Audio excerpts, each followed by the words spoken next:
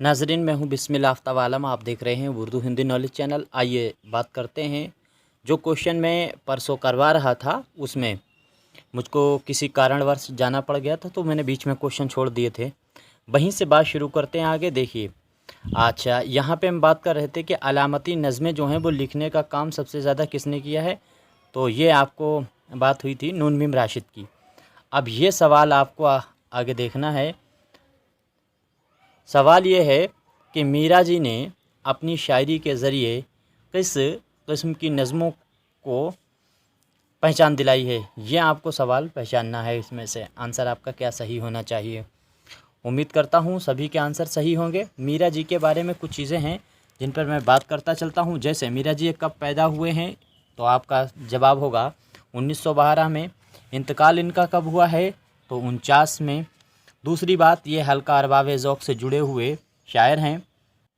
और इनके बारे में मोटी, जैसे इनका असल नाम तो शेख सनाउल्लाह डार जो है वो इनका असल नाम माना जाता है। दूसरी बात याद रखना, इनके वालिद का नाम भी मुंशी मेहताबुद्दीन, कई बार पूछा जा चुका है इनके वालिद का नाम इसलिए। और दूसरी और एक चीज़ इनकी खूबी क्या है, जिनसी उन्वान पर सबसे ज़्यादा नज़में लिखने का काम नून मीम राशिद ने किया है। नून मीम राशिद को अदबी गांधी भी कहा गया जाता है। किसने कहा नून मीम राशिद को अदबी गांधी किसने कहा है, तो इन्हीं मीरा जी ने ही कहा है। ये भी बात याद रखिएगा।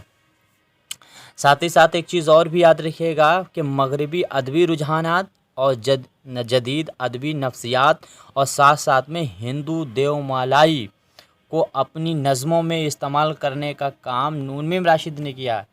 अब हिंदू देवमालाई अनासर और हिंदू देवमालाई जो तरीका है उसका गज़ल में इस्तेमाल राख ने किया है। नज़म में किसने किया है, तो आपको याद रखना है इनका नाम इसका मीरा जी का नाम याद रखना है।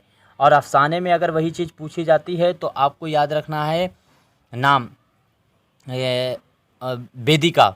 और साथ साथ में अगर नॉवेलों में अगर पूछा जाए किसने देवमालाई अनासर का इस्तेमाल किया है, तो आपको आंसर देना है इंतज़ार हुसैन। इस तरह से कई चीज़ें हैं जो आपको याद रहना चाहिए। इसमें आंसर आपका सही होगा। आज़ाद नज़म जो है उसको रिवाज देने का काम सबसे ज़्यादा अहम किसने, नून मीम राशिद और मीरा जी दोनों ने किया है। और यह सवाल है, मीरा जी ने अपनी शायरी में मरवजा और मायारात को नज़रअंदाज करके कौन सा तरीक़ा इख्तियार किया है। तो ये तो एक आसान सा सवाल है। दूसरी चीज़, इसमें निशान भी लगा हुआ है, जिस बच्चे ने दिया हो उसने लगा के रखा है। तो आपका आंसर क्या होगा, जिनसी पहलुओं पर जिनसी जो पहलू हैं उनको लाशऊरी तरीक़ा है वो ज़्यादा इस्तेमाल किया है। अभी मैं बात कर ही रहा था नून मीम राशिद पे। अच्छा, जब नून मीम राशिद से 2-3 सवाल आए हैं तो और भी मोटी मोटी चीज़ें देखिए। नून मीम राशिद की देखो, नज़में, गीत, गज़ल, मंजूम, तर्जुमे, ये सारे काम नून मीम राशिद ने किए हैं। और ख़ास तौर से इनके मजमुओं में देखो, गीत ही गीत, पाबंद नज़में, 3 रंग, सातिशा तो हर हाल में याद रखना चाहिए।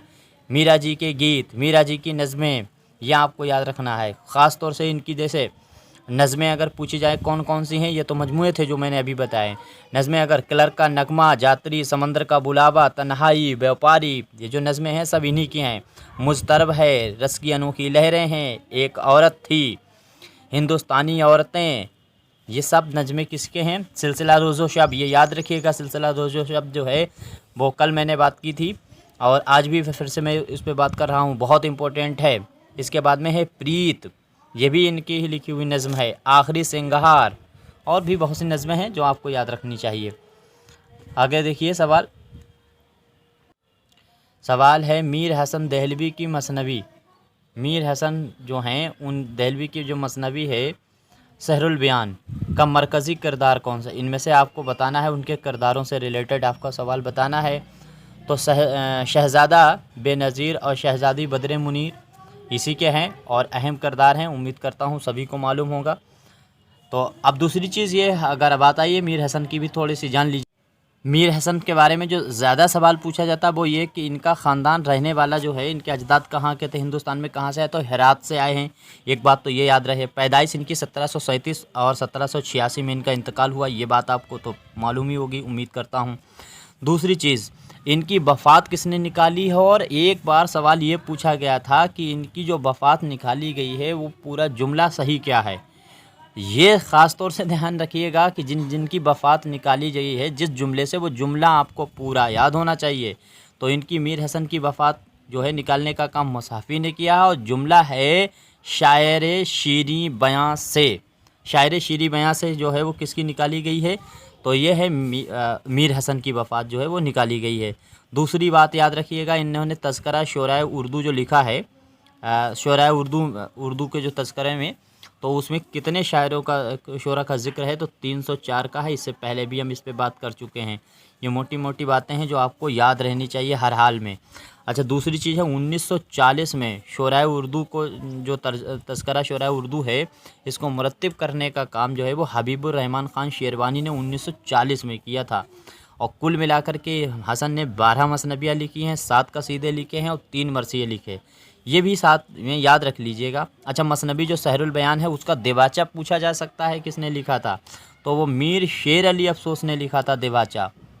ये भी याद रखिए। किस तरह की ये, इसकी तर्ज क्या है मसनबी की, सहरुल बयान की, तो तरबिया है। आप कहते हैं कि उसी पे डिस्कस किया कीजिए जो सवाल में पूछा जा रहा है। मेरे ख़्याल से ये चीज़ें तो आपको पता ही होती हैं। मैं ऐसी कोशिश करता हूँ जो आपको ना मालूम है ऐसे सवाल लाना चाहता हूँ, लेकिन आपके लगातार कमेंट ये आते हैं कि आप सिर्फ उसी का डिस्कस कीजिए। अगर उसका हम करने लगे तो उसमें आधी चीज़ें आपको मालूम है, मुझे क्या पता है कि आपको क्या मालूम है क्या नहीं मालूम। आगे देख लीजिए, सहरुल बयान में शहज़ादा बेनज़ीर को कौन सी, आप सवाल खुद पढ़ा कीजिए, परी कैद कर लेती है। तो इनमें से वो परी का नाम बताना है जो शहज़ादा को कैद कर लेती है। तो माह रुख परी है, यही इसको कैद कर लेती है। 12 साल की उम्र में इसको उठा ले जाती है। अब आगे देखिए, मसनबी सहरुल बयान में किरदार की वजह से कहानी का अमल आगे बढ़ता है। तो किसकी वजह से कहानी का जो है किस्सा आगे, किस किरदार की वजह से आगे बढ़ता है। तो उम्मीद करता हूँ इसमें से वो किस्सा आपको तलाश करना, अब वो किरदार आपको तलाश करना है जिससे कहानी, किरदार की वजह से कहानी आगे बढ़ती है।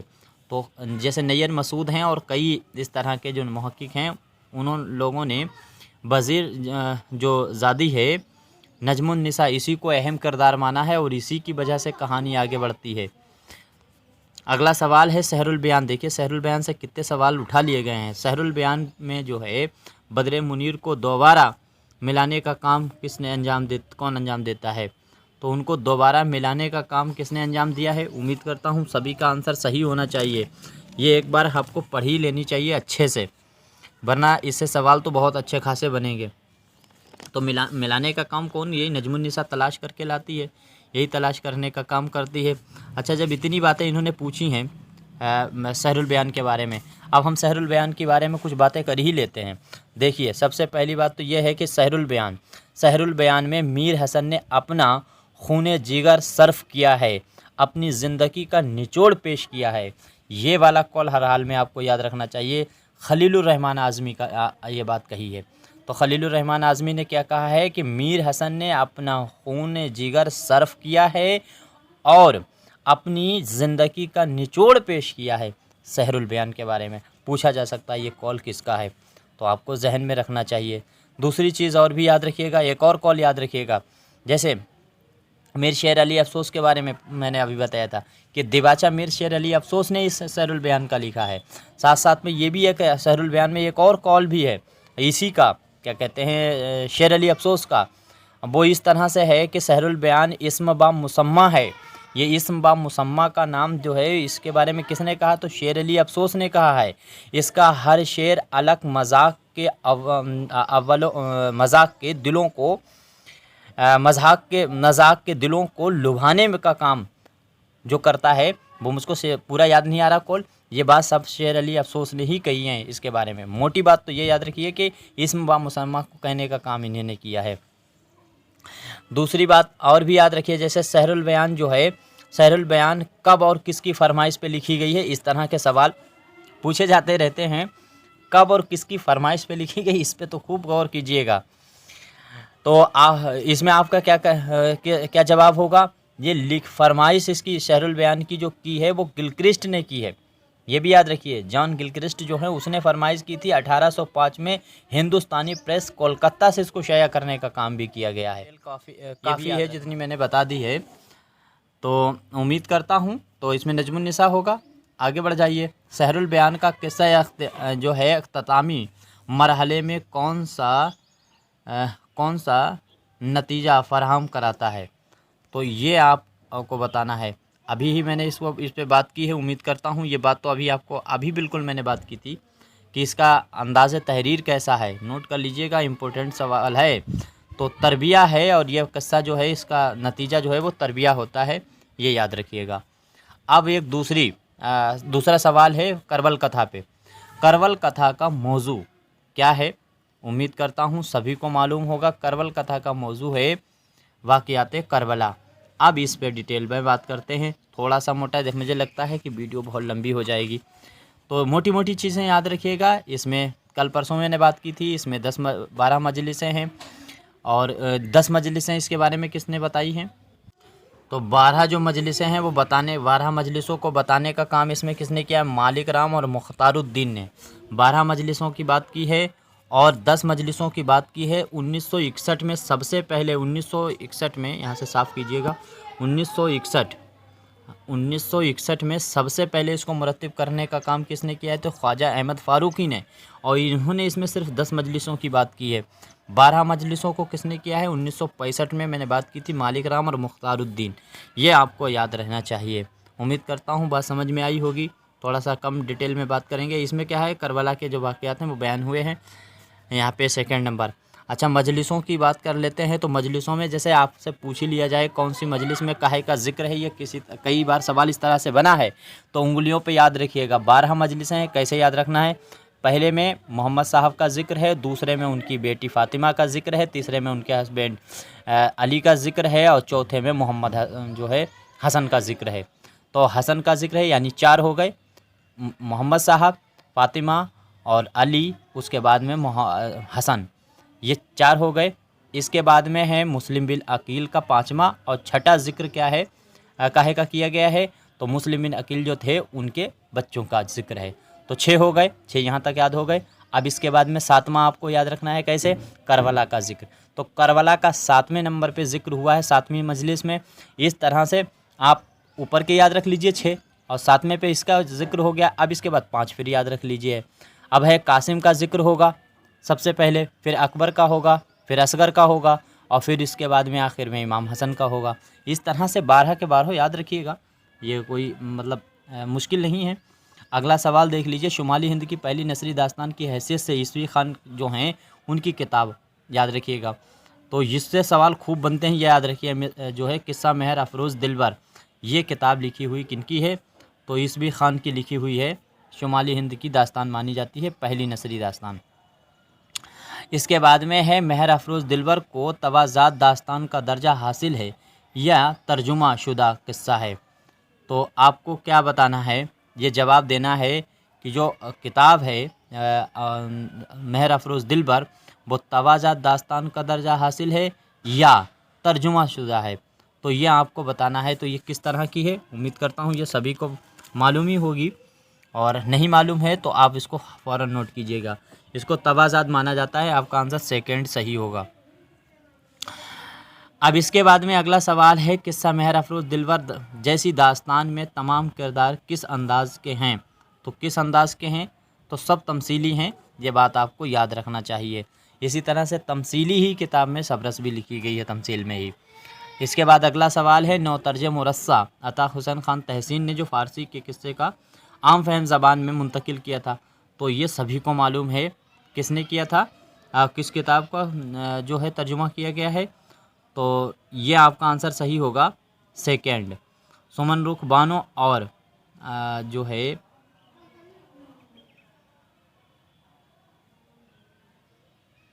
आज़ाद शाह का, जो यहाँ पे आपको आंसर सेकंड इसमें सही होना चाहिए। मेरे ख्याल से कुछ गलत तो नहीं है, देख लेते हैं।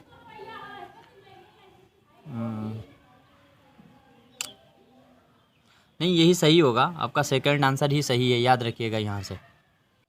ये सवाल देखिए, मीर अमन की दास्तान बागो बहार को पहले लिखी गई अता हुसैन तहसीन की नौतर्ज मुरस्सा। तो क्या होगा इसमें? तो सबसे पहले अता हुसैन तहसीन ने नौतर्ज मुरस्सा, उसके बाद में इसी को बागो बहार बना दिया गया है। आपका आंसर सही होगा। अच्छा, जो किस्सा चहार दरवेश है और खालिक बारी है, ये दोनों किताबें किसकी हैं? अमूमन मानी जाती हैं अमीर खुसरो की, लेकिन इन दोनों को अमीर खुसरो की किताब मानने से इनकार किया है किसने? महमूद शिरानी ने किया है। वो बात मुझको याद आ गई है, याद रख लीजिएगा यहाँ से बागो बहार को याद करते हुए। इसके बाद में है अब्दुल हलीम शरर लखनवी के नाबिलों को उर्दू में किस किस्म के नाबिलों की वजह से शोहरत मिली है? तो किस तरह के नाबिल हैं अब्दुल हलीम शरर? आपको मालूम ही है किस तरह के इन्होंने नाबिल लिखे हैं। और आसान सा सवाल है ये इस तरह के सवाल तो आपसे गलत नहीं होना चाहिए और सबका सही हुआ होगा। तारीख़ी नावल माना जाता है। 1888 में एक इन्होंने नावल लिखा था मंसूर मोहना, उसको उर्दू का पहला तारीख़ी नावल माना जाता है। अब इसके बाद में सवाल ये है कि अब्दुल हलीम शरर तारीख़ी नावलों में किस अंग्रेज़ निगार के अंदाज़ को अपनाया है? तो किस ये इनका कौन सा लक़ब है या किस अंदाज़ की वजह से इनको ये लक़ब मिला है? तो वाल्टर स्कॉट इनको कहा जाता है अब्दुल हलीम शरर को। अच्छा, अब्दुल हलीम शरर पे कुछ बातें कर ही लेते हैं क्योंकि अब्दुल हलीम शरर जो हैं लगातार आप कन्फ्यूज़न पैदा करते हैं। पहली बात तो ये है कि अब्दुल हलीम शरर पैदा और इंतकाल जो है दोनों चीज़ें आप याद रखिएगा। लखनऊ में हुआ, 1860 में पैदा हुए, 1926 में इनका इंतकाल हुआ, ये याद रखिए। तफज़्ज़ुल हुसैन के वालिद का नाम है। इनका पहला मैंने कहा था तारीख़ी नावल, वो भी याद रखिएगा, साथ ही साथ जो अभी मैंने बताया था। दूसरी चीज़, माहनामा दिलगुदाज जो है वो हैदराबाद से दोबारा शुरू करने का काम भी इन्हीं ने किया है। कब किया है? तो 1898 में किया है, ये भी याद रखिएगा। सन 1898 में इन्होंने किया है, याद रखना है। दूसरी चीज़, इनका लिखा हुआ मज़ामीन शरर में सबसे अहम बात जो है वो कौन सा मज़ामीन है? तो गुज़िश्ता लखनऊ, बहुत बार पूछा गया है गुज़िश्ता लखनऊ को, ये भी याद रखिए अब्दुल हलीम शरर के बारे में। तीसरी चीज़, फ़िरदौस बरी में मैंने बात की है कई बार, इनका बहुत ही अहम नावल है। इसमें 9 हिस्सों में ये बटा हुआ है। पहले हिस्सों में परियों का गोल है। सबसे छोटा हिस्सा कौन सा है? यही है परियों का गोल। सबसे बड़ा हिस्सा कौन सा है? तो वो 8वां हिस्सा है। ये भी आपको अच्छे से याद रखना चाहिए। दूसरी चीज़ और भी, जैसे ड्रामा मेवाए तल्ख और शहीद वफ़ा, ये दोनों ड्रामे इसे अब्दुल हलीम शरर के हैं। ये भी मेरे ख़्याल से आपको जहन में रखना चाहिए जब इनकी बात करते हैं। अच्छा, रिसाले में जैसे महशर, महज़ब, ज़रीफ़, ये सारे रिसाले जो हैं वो इन्हीं ने, दिलगुदाज तो आप सभी को मालूम है, लेकिन महशर, महज़ब और ज़रीफ़ ये आपको हर हाल में याद रखने चाहिए। इसके बाद में है अल-इरफ़ान और दिल अफरोज़, ये भी इन्हीं के रिसाले हैं, रिसालों में ही गिने जाते हैं। पर्दाए इस्मत भी इसको गिना जाता है। तो इतने सारे रिसाले जो हैं वो अब्दुल हलीम शरर के आपको हर हाल में याद होने चाहिए। अगला सवाल देखिए, उर्दू में तक़ाबिली तनक़ीद का आगाज़। यह आसान सा सवाल है, इसको लगा कर के आगे बढ़ दीजिए। शेरुल अज़्म, तनक़ीद शेरुल अज़्म जो अगर पूछ लिया जाए किताब किसकी है, तो वो लिखी हुई बहुत ही मशहूर किताब है जो है महमूद शिरानी की। अभी मैंने थोड़ी देर पहले महमूद शिरानी की बात की थी, उनकी तसानीफ़ों में उसको गिना जाता है। सवाल है, हाल ही ने अपनी तनक़ीदी नज़रियात किन शोराए असनाफ़ पर तनक़ीद की? तो सबसे ज़्यादा इन्होंने क्या किया है, जो तनक़ीदी नज़रियात हैं वो किस शायरी पर तनक़ीद सबसे ज़्यादा करने का काम किया है? देखिए, इसमें क्या होगा, यहाँ पे आंसर इन्होंने जो दिए हैं वो थोड़ा सा अलग तरह से दे दिए हैं। इन्होंने क्या जो तनक़ीद की है उसमें गज़ल और क़सीदे जो है इस पर सबसे ज़्यादा तनक़ीद की है, ये याद रखिए। इसके बाद में है उर्दू तज़किरों में तनक़ीद का रुझान की हैसियत से नुमायाँ होता है। तो ये आपका क्या है, उर्दू तज़किरों में तनक़ीद का रुझान किस हैसियत से नुमायाँ होता है? तो इसमें आपका आंसर क्या होगा? कलाम पर इस्लाह। ज़्यादातर जो तज़किरे हैं उनमें जो तनक़ीद हुई है उसमें शोरा का जो कलाम था उनको कलाम को कोट करके और कलाम की खूबी और ख़ामी पे बात की गई है। तो कलाम इस्लाह पर बात की गई तज़किरों में। ये इंपॉर्टेंट सवाल है जो आपको समझना चाहिए। सवाल है, निकातुश्शोरा के मुकाबले में, मैं थोड़ा जल्दी करता हूँ, वीडियो बहुत लंबी हो जाती है फिर। निकातुश्शोरा के मुकाबले में मीर हसन को कौन से तज़किरे में तनक़ीद के ज़्यादा पहलू नुमायाँ हैं? तो निकातुश्शोरा के मुकाबले में, याद रखिए, मीर हसन के कौन से तज़किरे में तनक़ीदी पहलू ज़्यादा नुमायाँ हैं? यानी मीर हसन का तज़किरा सिर्फ आपको पहचानना है कौन सा है। थोड़ी देर पहले मैंने बात की थी कि शोराए उर्दू, तज़किरा शोराए उर्दू जो वो मीर हसन का है कितने थे? 304 शुरा की बात की है। ये भी बात मैंने अभी थोड़ी देर पहले की है। और इसके बाद में है तज़किरों की तनकीद अहमियत की वजह से है। तज़किरों की तनकीदी अहमियत किस वजह से है? यह आपका सवाल है जिसका आंसर आपको देना है। तो किस वजह से है आप देख लीजिए। इसमें आपका उम्मीद करता हूँ सभी का आंसर सही होना चाहिए। और अगर आपका ये आंसर नहीं आपको आता है तो हर हाल में इसको नोट कीजिएगा। बहुत ही अहम सवाल है। तो आपका आंसर क्या होगा? थर्ड, तनकीदी नुक्ता नज़र का आज़ादाना इस्तेमाल। ये आपका आंसर सही होगा, थर्ड। सवाल आप एक बार अपने आप पढ़ा कीजिए, आंसर को अपने माइंड में लीजिए और फिर उसके बाद में देखिए कि आपका आंसर सही है या गलत। गलत है तो उसको ज़रूर नोट कीजिएगा। उम्मीद करता हूँ चलो यहीं तक बात करते हैं। अब बाकी क्वेश्चनों पे फिर बात करेंगे। यहाँ तक कोई अगर सवाल गलत हुआ है तो ज़रूर बताइएगा, मैं आपका बेहद शुक्रगुज़ार रहूँगा।